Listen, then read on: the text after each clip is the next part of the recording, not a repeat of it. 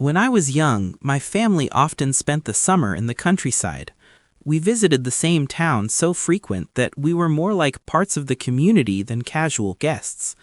I befriended many of the children there. I was especially close to a boy named Jimmy. Even to this day, I am still not sure how we became such close friends. We were sharply different people.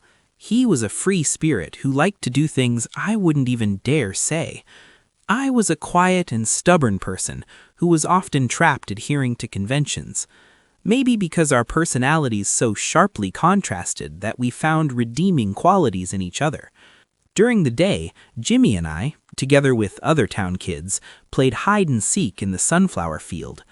At nighttime, the two of us would climb up to the top of the hill to watch the enchanting stars. Although it has been a very long time, many of our adventures are still fresh in my mind, like they were yesterday. Not only we shared many adventures together, we often divulged to each other our dreams and aspirations. Jimmy learned about my struggles to live up to my parents' lofty goals and expectations.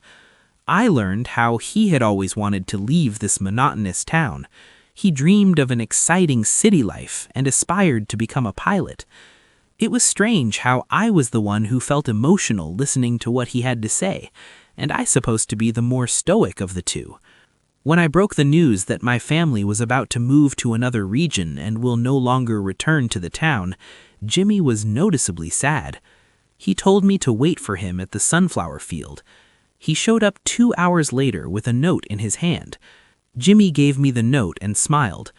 "This is my parting gift," he said. On the note was a little poem written not too long ago. I could still smell the fresh ink. The poem was short and direct. It must have been a real pain for Jimmy to write this, as he did not know many big words. But it did not matter. This was a gift from a close friend, and nothing was more precious than that. On the day of our departure, many of the town people came to bid us farewell.